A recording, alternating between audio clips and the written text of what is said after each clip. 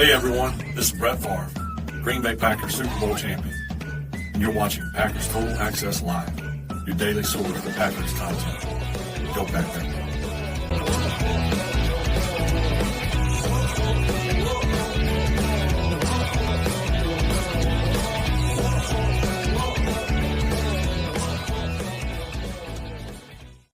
What's up, guys? Welcome into Packers Total Access. My name is Clayton. You can check us out on Packernet.com. Find me on Twitter at Packers_access. Joined alongside Tim in Green Bay. We got Emilio in Tennessee. We got Jacob in Wisconsin here to talk some Packers, talk some draft, talk some Jaire Alexander.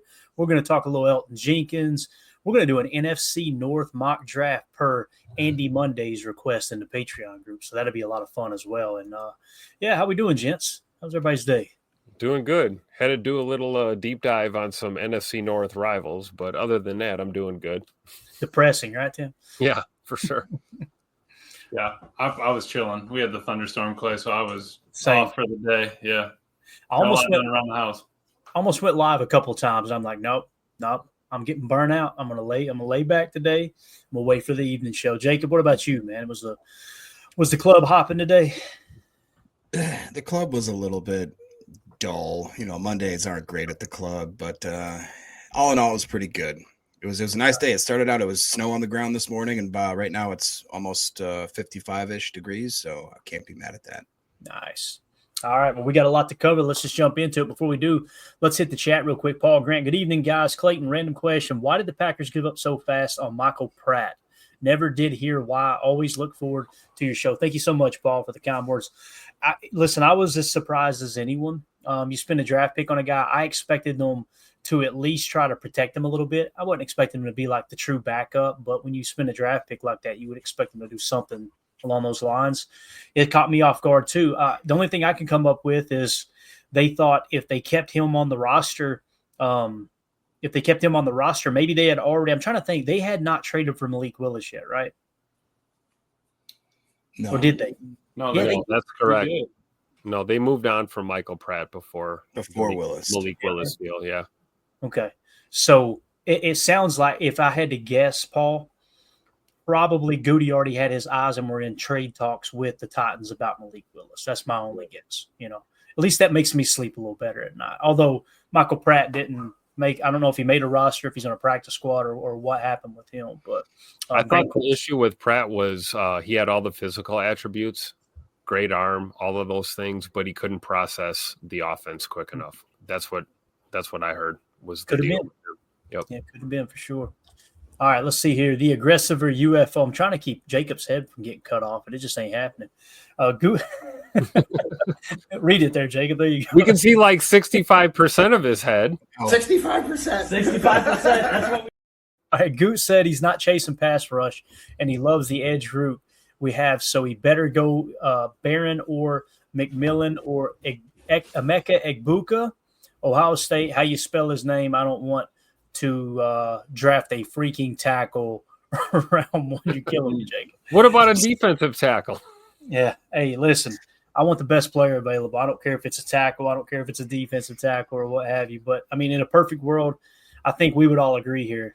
Wouldn't mind one bit to have Jaire Barron. So we agree with you there, Mr. UFO, for sure. All right. Greg Rice says, I hope we get a defensive line or edge in the first that is not a project. I don't think they ever look at them like they're projects, to be honest with you. I think they expect them to come right in the league and contribute. Mm-hmm. And when you lean on the RAS, I'm sure that's what Greg's kind of saying here. When you lean on not necessarily the RAS, but the athletic profile, you're not really taking into account, okay, what about the production in college? And, the reality is, too, those guys that measure really well and they have the production, they don't last very long, So usually what you've got is a guy who's kind of that ball of clay who's much higher on the tiers. And then you got a guy maybe with good production that's lower on their board, and they choose the guy that's higher on their board. I don't ever think that they make a pick because someone has a strong athletic profile passing up on someone who's higher on their board. Does that make sense, Emilio? I have a hard time believing that. No, and I think that's a great point because I think it's a term we probably put on them. Project, we got the kiln that Jacob's still searching for, I know. But besides that, it's really something that, they're looking at him. Is he going to help this team? Is that something that he can do to make us better? And, they thought that in LVN, they thought that in Rashawn, they thought that in Jaire, Quay, and, some of them have panned out. Some people think others haven't, and I guess we'll see. Yeah. Christian says Goot's comments means he's definitely drafting an edge. Donovan as a Raku, baby. Could be the case. There's the guy right there. Drew D with the question here says, what is the timeline for moving Ja? Are we going to wait until the draft? Now, is there a chance to trade him post-draft? I think, and we're going to talk about Jaire pretty extensively here in a minute. I personally think that the plan is to get a pick back. And right now they're not getting what they feel like is the best offer. And I think that they think if we wait until the draft, maybe someone doesn't get the cornerback that they wanted in the draft. Therefore, it drives the value up for them or the incentive for them to go after Ja. And worst case scenario, if the Packers and Jaire cannot move forward, with whatever the situation is, then you just cut him post June 1 and you end up saving a ton of cap this year, which will kind of balance out over the next 2 years. So I think that's the plan. Also, I think there's a chance if Jaire went to Goot and said, hey, I want to be here, Goot will keep him. There's no doubt, but I think, the fact that, like he said, we made an investment in Jaire and we want something in return for that investment. So, and things could be a lot worse. I could be a Bears fan. And obviously he's talking about, that return being through a draft pick. So let's go ahead and jump into some of the topics here. I want to do this real quick, though, and give you guys a quick glimpse into the Patreon group. If you guys are already members, make sure you check out the collections. We're archiving everything, all the information that we're compiling. Everything's going in. You got your offensive line prospects. You've got, five different prospect files in there, all the top 30 visits. We got all 7 of them with a scouting report as well. Just different things we've talked about. We just added today, which is really cool. And you see this $3. That's if somebody wants to just purchase that collection. If you're a member on Patreon, you have access to all this, okay? But if you click on, and hopefully it'll load up on the same screen. So right here, you've got the Chalk Talks that I'm slowly uploading. Amelia, I can't find the Tennessee one, bro. It's gone. Really? It's not on Rumble. So we may have to just redo that one, to be honest with you. I don't know. That's one of the best ones we had, right? I was so disappointed. But, yeah, we got week 1, 2, 4, and 5 already uploaded. Perfect. Really, really cool. You click on this, like let's say the Rams game, right? And I'll make sure I mute it here. Right? So you can see, it's just crystal clear. Everything's smooth. You can go full screen, all that, if you want to. So everything's going to be archived right there. It's pretty smooth. So join the Patreon up here in the corner. And that QR for real. And again, this wasn't the plan was to, hey, let's create a Patreon and try to make money. People wanted to donate to the channel. So we created a Patreon page that sat empty for over a year and a half. Yep. And people were just joining just to support the channel. I'm like, why don't we give them something? So that's why we've just started to archive everything. So make sure you check that out. It's awesome. So, all right, let's jump into the first topic of the day here, and that's obviously Jaire Alexander.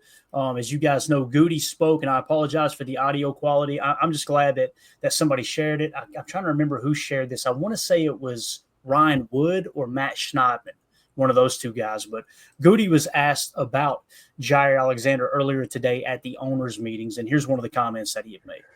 I think we're still working through that. Obviously, a very, very good player for us, and we have some time here to kind of figure that out and see what's best for him and for the organization. Is there a possibility that he plays for you in 2025? It could be a possibility, absolutely. But yeah, I think we're in the middle of that right now. Brian, you think whatever way you go with that, it'll be resolved by the draft? I think that would be nice, but I don't think you can say that for sure. But I think that would be helpful. I think we're still working. All right. Goody's comments on it. And many people take it different ways, right? Like it's, okay, he's coming back. Others were like, yeah, he's just talking about he wants a draft pick back. So I think everybody's kind of dug in where they stand either way. You guys know how I feel about it. I would love to have him back. I would. But, not at the tune of giving him more guaranteed money. And as we get into the next article we're going to cover here, you'll find out that it sounds like his camp actually asked for some more guaranteed money after the 2022 season, I believe. So we'll kind of dive into some of that here in a second. Coach Lynn has a question, though, guys. And he says, is it the agent's job to find a trade partner for Ja? I think it's both. It is. But in this situation where maybe Jaire isn't happy, you tell him, hey, you got freedom to go seek a trade. Go find something, right? And I think that's where it's getting really weird, Jacob, is because they're going out there and they're looking for a trade, and it sounds like they're not finding a trade partner. Imagine being in Jaire's camp and having your agent come back and go, yeah, man, the best we could find was a 6th-round pick for you. That's got to be like, okay, maybe I'm overstepping my boundary here a little bit. You know what I'm saying? Yeah, absolutely. I mean, Jaire has been with the team now, I believe, was it 2018 or 2019? He's used to being talked about as top 3, top 5 at least, if not the top cornerback. And sometimes the mighty have fallen, and it only takes 1 year removed from the NFL. What do we always say? The NFL stands for not for long. All of a sudden, Jaire wakes up after about a year and a half of kind of a weird, bumpy up and down season with injuries and off the field and on field concerns, where it kind of tussled that reputation he had as one of the best of the best. And now he's not durable. So you saw immediately, I mean, it seems like cornerback is the most fleeting, successful position in, I think, at least all of football, because 1 year you can be a top 3 absolute stud. Like, look at what happened with Sauce Gardner this last year. Went from being one of the best rookie quarterbacks we've ever seen splash on the scene to just taking a very big step back. And it's not necessarily, you don't blame the cornerback always. It could be a number of different things that is going to happen to make that kind of the quote unquote fall off happen. But right. I think that Jaire is eating a big slice of humble pie right now, even if he won't admit it, and looking around realizing, hey, not everybody wants me anymore. I think that's a great point, Jacob. What I was thinking to it was, Goody was saying Aaron Jones is coming back 100%, no problem, right? And bam, look, we look around the corner and he's gone. Goody could be saying, hey, Ja's gone, whatever, work him up, and then, hey, maybe we can cut the deal, or, either way, he's going to be on the team. If not, if Goody's hands off the rest of the time, Ja's suiting up, like he's on the team. So that's where I'm still hesitant that Goody's kind of probably playing both sides of the fence right now and just trying to figure out which one he can get more money from. I would agree with that totally, right? I mean, I'm taking Goody's comments today at face value. Like, he doesn't have to do anything right now. Right. Ja's under contract. At worst, he could turn the screws to him and say, hey, you got to play here. Right. And as far as his agent, Ja's agent, being responsible for finding a trade partner, I think that's like a secondary thing. If he's, the agent's job is to look out for his client and find the best scenario for his client. So if that means shopping possible trade offers and trying to, work your channels and present it to the GM, then that's one thing. But at the end of the day, it's Goody's job to figure out what he's going to do with Jaire. And that could very well be him playing in Green Bay this year. Yeah, Tim, I'm going to start with you on this question from Ron Samble. If Goot gets a good offer, let's say if his best trade offer comes from an NFC North team, would you trade him to the NFC North team, or would you take lesser draft compensation to keep him out of the North? I think if you're an NFL GM, you take the best offer. And I think us as fans would say hell no to that immediately. Like, don't trade him. I don't care if they give us a first and a second. Don't trade him to a division rival. But at the end of the day, it's a business, right? And you got to look out for the organization. And if it makes sense on paper and it makes sense, with roster alignment and, the plans for this team, and there's a decent offer, I think Goody would entertain an NFC North offer. The fan of me is like, no, don't do it. But I think if Good does get a good offer, he would seriously consider it.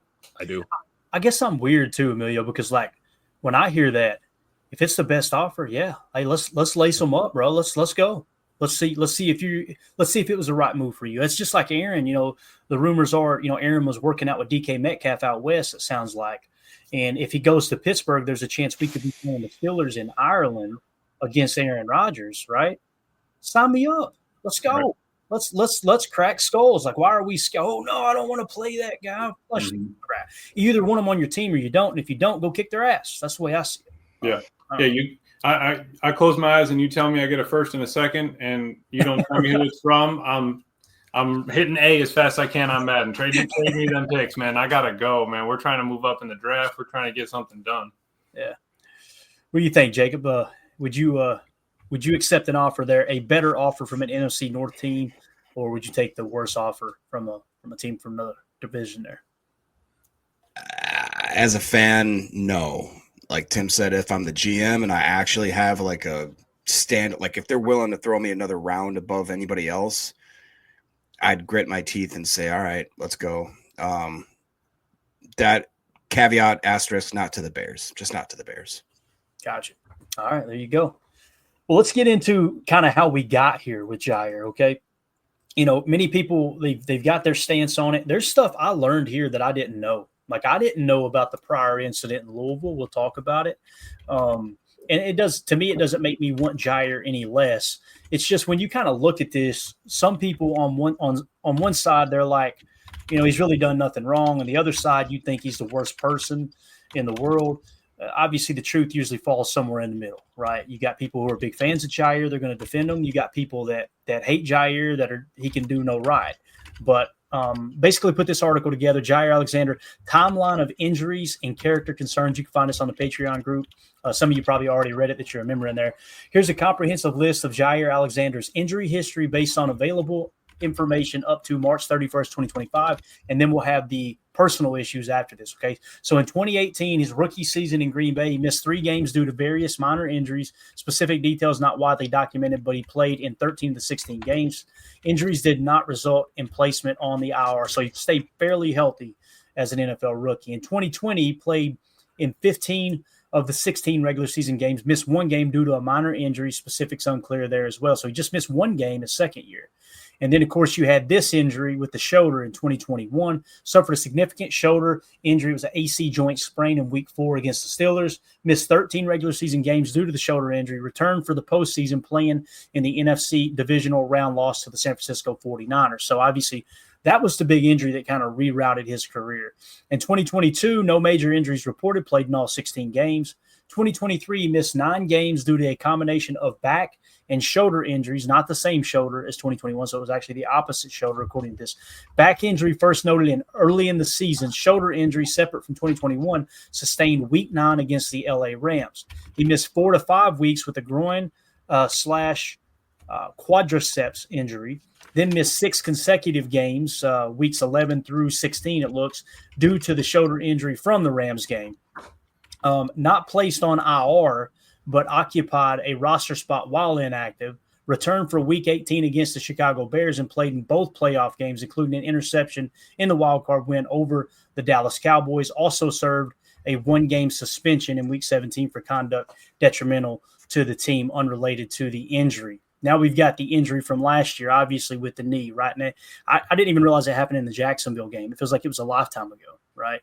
So obviously that was in the back of the end zone. I think it was a touchdown catch or a pass to Ingram, and you've seen him kind of come down a little awkward on that knee, come up limp. In 2024, he missed week 4 against the Minnesota Vikings and week 5 against the LA Rams due to quad and groin injuries. Suffered a knee injury, a torn PCL in week 18 against the Jacksonville Jaguars on the final defensive play. Inactive for week 9 against the Detroit Lions. Attempted to return in week 11 against the Chicago Bears. Played 10 snaps, but re-aggravated the knee injury. Then he missed 6 consecutive games, weeks 12 through 17, following the re-aggravation. Missed week 6 against the Arizona Cardinals. Groin listed as questionable but did not play. Ankle injury reported during the wild card win over the Dallas Cowboys. Is that the year before? That'd be the year before, right? So it mixed and matched here on us. Played but aggravated it during the game. Status for subsequent playoff games uncertain at the time. Underwent arthroscopic knee surgery in early January 2025 for the PCL injury, placed on IR, missed the remainder of the regular season and most of the playoffs, eligible to return if the Packers reached the Super Bowl. My knee. In 2025 offseason, as of March 31st, recovering from the January 2025 knee scope, PCL sprain management, no further game-related injuries reported as the season concluded. Status for the 2025 season uncertain, pending recovery timeline, with trade rumors circulating, but no definitive updates on his physical condition there post-surgery. So it looks like the AI mixed up that one aspect there with the shoulder, throwing it in probably because it carried over into the year 2024 when it was actually the 2024 season we were trying to talk about there. So anything you guys want to add to the injury list? I mean, that's a pretty extensive list, isn't it? I mean, you're talking about 4 or 5 different body parts now. Yeah. I guess my reaction is, name a guy that's played in the NFL for 6 or 7 years and doesn't have a laundry list of injuries. I think the biggest complaint with Jaire is the inconsistency of whether we know he's going to be available or not. And you know, the whole not putting him on IR and him sucking up a roster spot, that's not on Jaire. You know, that's right. that's on Packers brass right there. So you can't blame Ja for that. And you know, I don't know what else to say at this point. I'm not willing to go as far back as you know, rookie season, you know, or pre-draft with Jaire.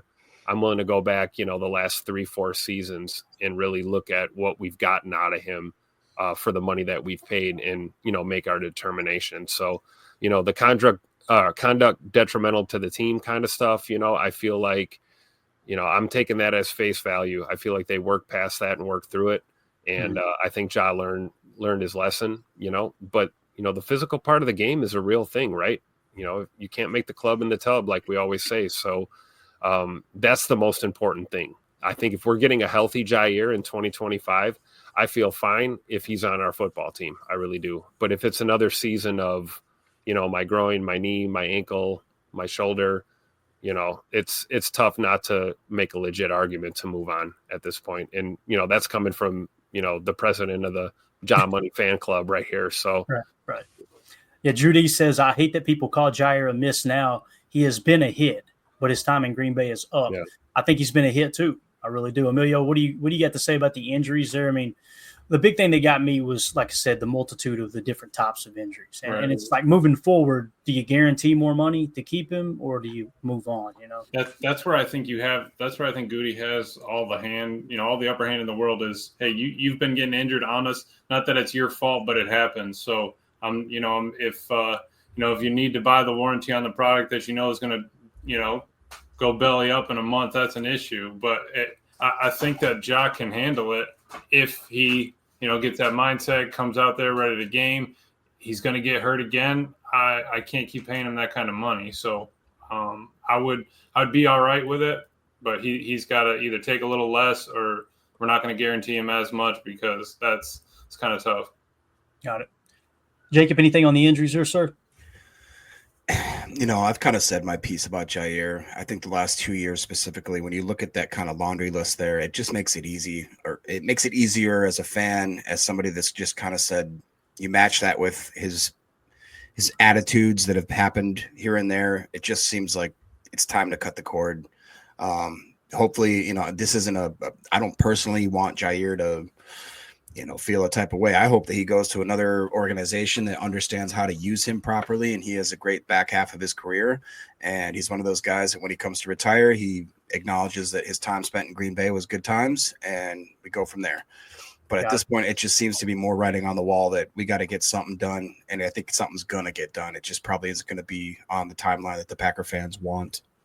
Yeah. Draft day for sure, right? Yeah. If there's a move, it's draft day or it's a post-June 1 cut, right? Yeah. At this point. Seems like it. All right, so let's take a look at the character concerns surrounding Jaire Alexander. Below are the sources for each of the character concern incidents listed in Jaire Alexander's character concerns based on publicly available information up to March 31st.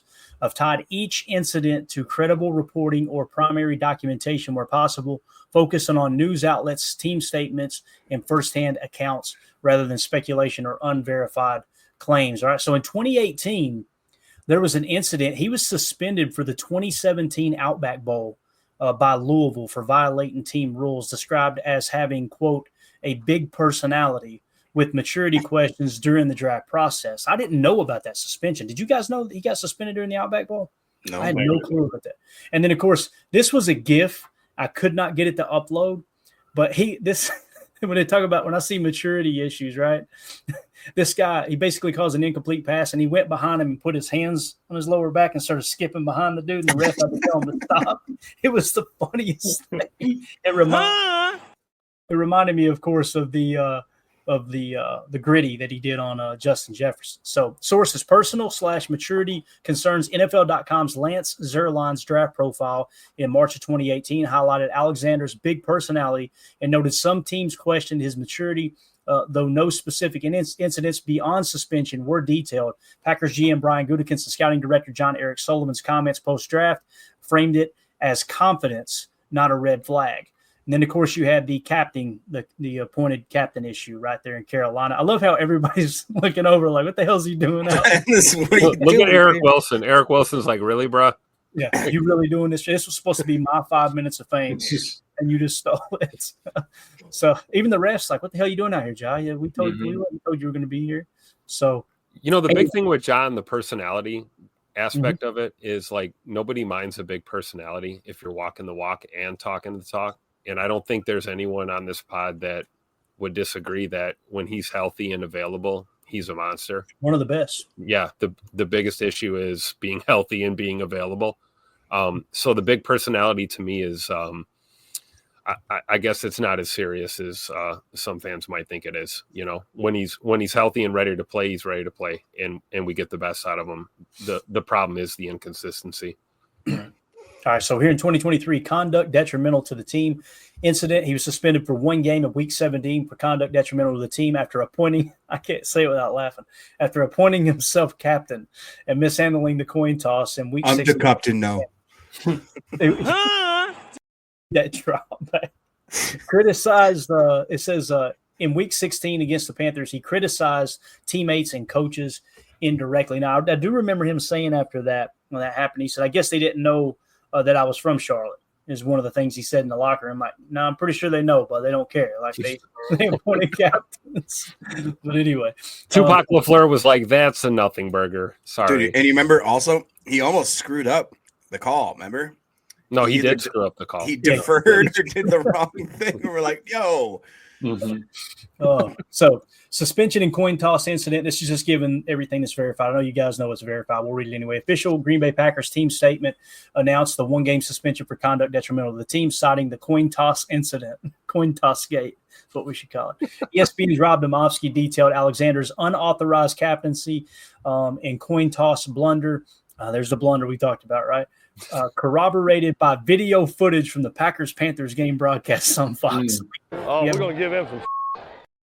In post-game comments, Alexander's lack of remorse was reported by Matt Schneidman of The Athletic, quoting his press conference where he shrugged off the incident, saying, I'm not worried about it. Criticism of teammates and coaches. Subtle digs were noted in Matt Schneidman's The Athletic piece on October 31st, where Alexander expressed frustration with the defense, saying, we've got to do more. If you guys remember, they asked him about the offense struggling, and he said something along the lines of, well, we got to do more on defense. And it wasn't like, how do you fix the offense? It was more along the lines people took it as, well, we're going to have to do more because they're sucking right now. It's essentially what it sounded like.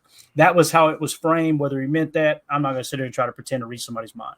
Interpreted as indirect criticism, he was criticized for sideline attitude. The complaints were observed in game footage, Packers versus the Rams, November 5th, via NFL Network sideline reports. All right. And then it says 2024 attitude and team dynamics incident. Missed a team meeting before Week 8. Showed frustration on the sideline in Week 11, fueled trade rumors with social media activity. GM Brian Gutekunst addressed ups and downs. Sources, I think that's when he erased all the Packers stuff off of his Instagram. Yeah. Sources, the missed team meeting was reported by Matt Schneidman. And it said where Alexander acknowledged his PCL injury, but also noted missing a meeting prior to the Jaguars game, viewed as unprofessional by team insiders. Sideline frustration was observed in the Packers Bears game November 17th, with NBC Sports broadcast footage showing Alexander visibly upset after playing only 10 snaps due to his knee re-aggravation, reported by Ryan Wood. That's probably more of him being upset that he was injured, to be honest with you. Right. Things could be a lot worse. I could be a Bears fan. Trade rumors and social media. Ian Rappaport of NFL Network reported the Packers were open to trade offers when Alexander's locking of trade-related tweets noted on X. So he actually went through and locked the trade rumor tweets. And then Gutekunst's comments, Packers GM Brian Gutekunst's press conference at the NFL Scouting Combine. We've had ups and downs, reported by Rob Domofsky. And there, of course, is the world famous Gritty, right? What a great shot right there. It really is. Look at JJ sitting on his ass. Jaire like he always does. I'm going to sit here and pretend like he's not one of the best receivers in the game. I love it. He's the worst guy your around. Boy Rudy Ford in the background, you know. You got Darnell Savage, the only time you ever see a football in his hand. After Damn. I love Tim. And Tim, Tim protects his Packers, man. If they're wearing that green and gold, look, we're family. We're gonna figure it out. The second they're off the team, boy, they are fair game. I love it. Oh man! All right. So, general reputation incident known for trash talking, labeled a diva by some, and contract disputes in 2024 season perceived as lacking team first mentality. Sources: trash talking documented across his career. Packers.com bio notes his high energy style, while Fox Sports game analysis Packers versus Titans. September 22nd, 2024, Emilio, you were down there. This was your fault. Yeah. Highlighted his verbal sparring with receivers like DeAndre Hopkins, occasionally drawing taunting penalties. Diva label. Opinion pieces like Forbes' Rob Reiskell called him a diva due to self-proclamations as the NFL's best corner. That's all that was. And then contract. Blah, blah. Forbes magazine. Like, I care what they think about football. Contract disputes. This is one that got me. Speculation from ESPN's Rob Demovsky suggests that Alexander's camp pushed for more guaranteed money post-2022 extension based on team sources, framing it as a team-first concern amid his injury history. So it sounds like he wanted more money after he got the extension. He wanted more guaranteed money. And that was, like I said, reported by Rob Demovsky. So there's the entire – that's how we got here. That was the whole point of this segment here because, again, some people act like he's a horrible person. Other people act like he can't do anything wrong. Those are the facts. That's exactly what happened. I mean, when you read it, name another player that has that list of incidents, right? Like on the team. I can't think of one right now. I mean, the worst we got is Rasheed Walker humping a grown man in college, right? Like after he pancake blocked him. That's the way he fell, okay? Some would say he fell that way.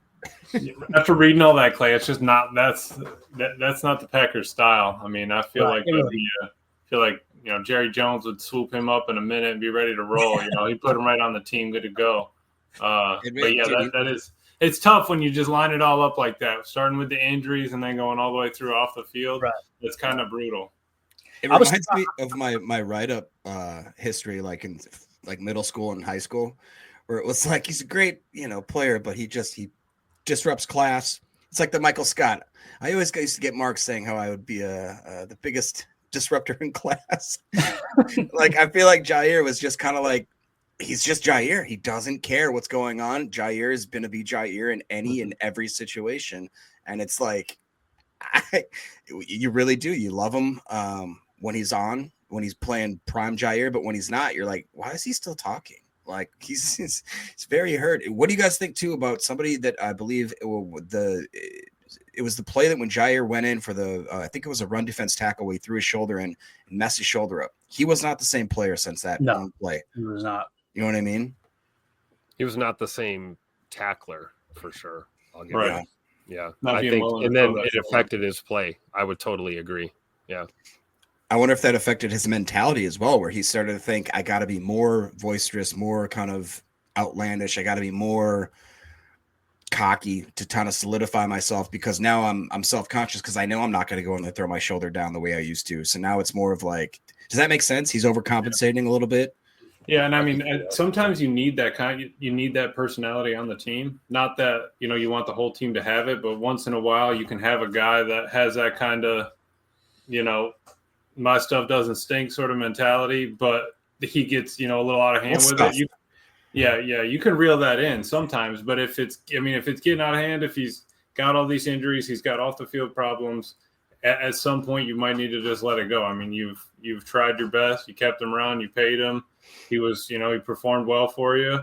But sometimes it's just got to happen. All right. So I see we have a comment here. J. Cole said Rasheed Walker did what? Yeah. Did you pull it up, Clayton? Oh, I got a couple of them actually.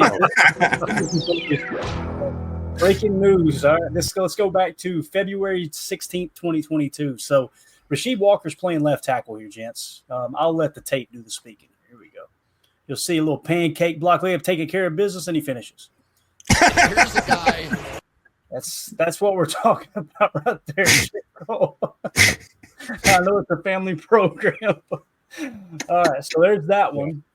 And now we've got another There's one. that one. And we're giving Jaire all this crap, right? Come on now. But again, he didn't do it to his own team, Tim. He did it to the opponent, right? So look, we had to Jacob censor. would say he was just getting up. Yeah. So this one, the Rasheed Walker double pump hump finish got me to double take, but this one from Aaron Frost actually got me to laugh out loud. So this wasn't him. This was Aaron Frost, whoever the heck that is. But check this one out. This reminded everybody of Rasheed. It's funny that when a player does this type of stuff, they immediately think of Rasheed Walker now. But here you go. Watch this guy right here. He gonna swim. Look. Look Here's the guy. Gotta love it, man. All right. So man. all right. All That's the what more reason to give Rasheed Walker a huge contract. I agree. Yeah. And, I'm going to put a piece together. That's going to be the next piece we write up is I'm going to put a thing together and grab some historical data when I get a chance and talk about the offensive linemen that got contract, like a certain percentage of the cap. There's usually just 2 offensive linemen that do. I'm going to see if there was ever a time that there was 3 because now we've got Aaron Banks, Elton Jenkins, and, of course, Zach Tom about to get paid. So, I mean, are they going to have 4 guys making good money? I don't know. Go ahead, Jacob. What are you laughing about? Nothing. It's not appropriate. This guy Could right be a crackhead. All They got right. hold to the wrong stuff. Let's finish up with just a little hour one here with just a little bit of Packers news real quick. LA Tech, and this is from Easton Butler. Go give him a follow at Easton__Butler. He said LA Tech long snapper Gabe Pugh met with the Packers, Commanders, Patriots, Saints, and Cardinals at his pro day. Is it just me or the Packers met with a lot of long snappers this draft process? Seems like there's 3 or 4 that we've mentioned. Matt Orzich on the hot seat. Get too old for this fired up. Too old for this is geeked right now. Oh, he Long loves snapper. Let's go. Long snapper. Didn't even have to use a super chat. All right, we got another one here. All right. And this is, again, Easton Butler breaking it down for us. LA Tech wide receiver Abdul Ibrahim, if I'm saying that right. Actually, I think there's an I in there. He misspelled it. It's Ibrahim, I believe. But met with the Packers, Saints, Lions, and some CFL teams at his pro day. So this is going to be obviously a guy that's lower on our board. I think he's in the 300s, and he would probably, if anything, be an undrafted free agent top player they're taking a look at. Hey, Emilio, do you have the draft board up? If you don't, it's okay. I can look do. Let me see. Look at his PFF grade for 2022. I think this is the guy. And again, it'll be IBRAI or HIM. Yeah, I got you. For 2022, he was actually number 1 ranked.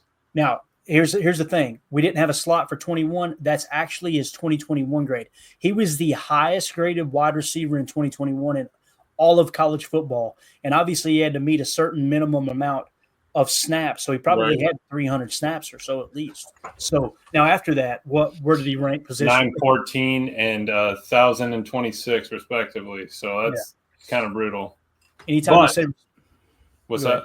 No, you're good. Go ahead, man. No, I was going to say, but he got 4 or 5 years ago, he was number 1 overall. Can we build on that? I don't know. Or maybe we we'll can. pick him up undrafted. What were you going to say, Clive? I was just going to say, anytime you have to say respectively, it means you just insulted the hell out of somebody, right? Oh, yeah. It's just like with all due respect. When somebody says with all due respect, just walk away. Walk away right then. All right, and then we got one more. And this is LA Tech defensive back DeMarcus Griffin Taylor met with the Packers, Cardinals, and Saints at his pro day. So obviously, Goody out there, I don't know if it's Goody, but the scouts are definitely combing through these smaller schools. And Tim, this is something they've done for a long time, man. They're looking for those smaller programs. It's got players that's got a chip on their shoulder and probably passed up on many times before. This is right up my alley, and I love that our guys are doing that, because we can break down the top 200, top 300 guys in the country, left, right, up, and down. Everyone's doing that. But to do your due diligence and go meet with these smaller program guys, this is huge because you could find one of those diamonds in the rough, even if it's a UDFA, like even if you don't end up taking a flyer on a guy, at least he's on the radar, and you could probably make a move later on and get someone on your roster for depth. I love it. Yeah, definitely. All right, we had a question or comment here and the questions for the show over at our Patreon group. Again, you guys can get your questions answered on the show here if you join the Patreon group. If you're a member of the $3 tier, the cheapest one, it gets you access to all the chats, so you can be a part of that community. Just scan the QR code in the upper right, or go to patreon.com/Packer Fan Total Access. Cannonball John said, I'm probably in the extreme minority, but I think Malik Willis has a high chance of being used as draft capital for this upcoming draft. That possibility has been pretty quiet in my readings and listening to the shows. It has been quiet. It got really quiet. I think the reason it got quiet, I want to get your all's take on this, is probably because teams have already got their quarterbacks. Think about the teams who don't have quarterbacks. Name them. Pittsburgh, they're about to sign Aaron Rodgers, it sounds like, right? Minnesota. They got J.J. McCarthy that they're wanting to move forward with. It was reported that they were trying to decide, do they want to try to sign Aaron Rodgers or do they want to move forward with J.J. McCarthy? So they kind of got their guy there. Name another. Cleveland. Cleveland? Yes. Well, they've got Deshaun Watson, Jacob. What do you think? No, they don't. Watson ain't going to play this year. And they got – who did they get over that they really want to pretend is going to be the guy? Was it Kenny? Kenny Pickett. Is that who it was? Yeah. Jameis went to New York, where also they've got Russell. So I think you could throw both of those teams into that mix. Cleveland got no money. Cleveland. Is he going back to Tennessee though, Jacob? Yeah, definitely not going back to Tennessee. No. But in terms of like the Giants, they got a high pick. People were saying they'll probably take a quarterback in the draft, right? Even if Aaron was going to play with the Giants, they were saying, hey, they would draft the quarterback and have him sit behind a veteran. And I'm not saying there's no chance of it, but I think that's probably your best chance. If someone was truly interested in him going, hey, that dude's a franchise quarterback, let's go get him, it probably would have happened up to this. Mm-hmm. Now, it could be much like the Jaire situation too, Emilio. Like, what if they don't get that need filled in the draft and they go, hey, look, let's give Malik Willis a shot for a year or two. That could happen too. Yeah. So. I mean, if they don't get what they need, somebody might come running before the season starts. You never know. That phone can always ring. Mm-hmm. Right. All right. Tim, you got anything to add to that question there before we move on? Then? I mean, he's got enough on tape, right? He got a chance to put some stuff on tape. He's only 25, right? 25 years old, be 26 this year. I mean, a lot of reason to think that Malik Willis has, trade value and, potential draft capital exchange for the Packers, especially with a GM like Goody, who would love to load up on an extra pick or two. I think personally, I don't think 7 picks is enough for Goody. I think he'd like to get more. Got it. And of course, Chris N asked our thoughts on this graphic here. I don't know what it means by success, to be honest with you. I guess just a reception, maybe. I don't know, but he's just showing the route tree here for Jaden Higgins. Obviously, 83.3% success rate on curl routes and screens. Screen was 100%. And just showing all the others in the red there, but I'm looking at it like, man, 75% success rate. Is that not good, or is that? I wonder if it's completions. You know what I mean? Completion percentage running these routes. I guess it would be an interesting graph if, like, I don't know who produces that, but that would be cool if we could verify that this information is correct. Yep. Looks like 80 is the cutoff, because if 75 on a flat isn't good enough, then know. I think it's just literally percentage. Well, I guess I don't know what this is. That's what I'm saying. Yeah, it is an interesting graphic, though, Chris. Appreciate you sharing it, man. It's called "That's Your Pick" at 54. Tim's going to put one of the boxes there in green. It just says with the 54th pick. That whole route tree should be green. Let's go. All Chris, right, there you go. I pulled that off X, not saying it's accurate or anything. I got you. Hey, look, man. Respect. Appreciate you grabbing it, but you go on X, you never know what you're going to see, man. It's a multitude of things over there. But that's going to do it for Kiper, in a way. That's going to do it for hour one. For those of you listening on the pod, we'll see you on the other side for hour two. We got some Elton Jenkins talk, and we've got an NFC North mock draft. We'll see y'all on the other side.